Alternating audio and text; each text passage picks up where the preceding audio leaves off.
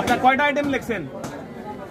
কবি, আলু, সিম, ছড়া, পাতা, চিপস, করলা। এই আইটেম 6টা লিখছেন, আইটেম আছে তো 10টার উপরে আপনার দোকানে, বাকিগুলো কই? বাকিগুলো লেগে নেই। কেন লেখেন না বাবা? তারিখ ঠিক না স্যার, তারিখ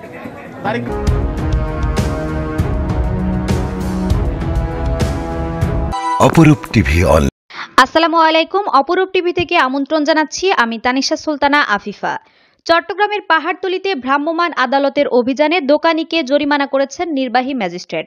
দোকানে মূল্য তালিকা না থাকা ও পণ্যের অতিরিক্ত মূল্য নেওয়ার অভিযোগে চট্টগ্রাম মহানগরীর পাহাড়তলী কাঁচাবাজারে ভ্রাম্যমাণ আদালতের অভিযানে বিভিন্ন দোকানিকে জরিমানা করা হয়েছে।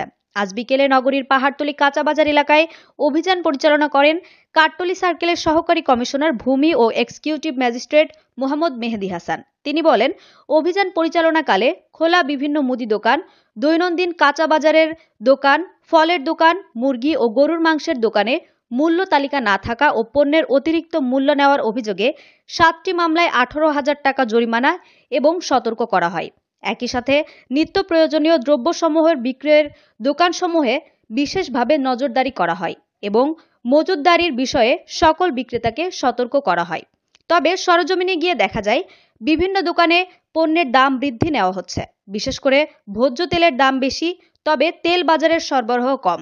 গরুর মাংস বিক্রি হচ্ছে 850 টাকা থেকে 1000 টাকা, তবে সাংবাদিকদের ক্যামেরা দেখে প্রতি কেজিতে 100 টাকা থেকে 150 টাকা কমে যায়। ম্যাজিস্ট্রেট মেহেদী হাসান আরও বলেন, এবার সতর্ক করে গেলাম, পরবর্তীতে কঠোর ব্যবস্থা নেওয়া হবে। বাজারের চিত্র আমার কাছে আগের চেয়ে তুলনামূলক একটু স্বাভাবিক দামও নিয়ে পড়তে আসছে, কয়েকজনের সাথে কথা হলো, তারাও বলে বিক্রেতাদের, বিশেষ করে কাঁচা বাজার বিক্রেতাদের একটা ইনটেনশন আসছে মূল্য তালিকা আপডেটের যে মূল্য তালিকাটা, যেটা প্রতিদিন আপডেট করতে হয়, এটা আমরা অনেক জায়গায় পেলাম যেটা তারা আপডেট করেনি। তো সেক্ষেত্রে আমরা আইন অনুযায়ী তাদেরকে আদালতের মাধ্যমে। আর যেহেতু রমজান মাস শুরু হচ্ছে আগামীকাল থেকে, তো আমাদের এই অভিযান চলমান থাকবে, জেলা প্রশাসন চট্টগ্রামের পক্ষ থেকে এই অভিযান চলমান থাকবে এবং আমরা হয়তো আরো বড় পরিসরে আরো যে বাজারগুলো আছে, যেগুলো মানে মানুষজন যাতায়াত যে বাজারগুলোতে বেশি, সেখানে আমরা অভিযান পরিচালনা করব।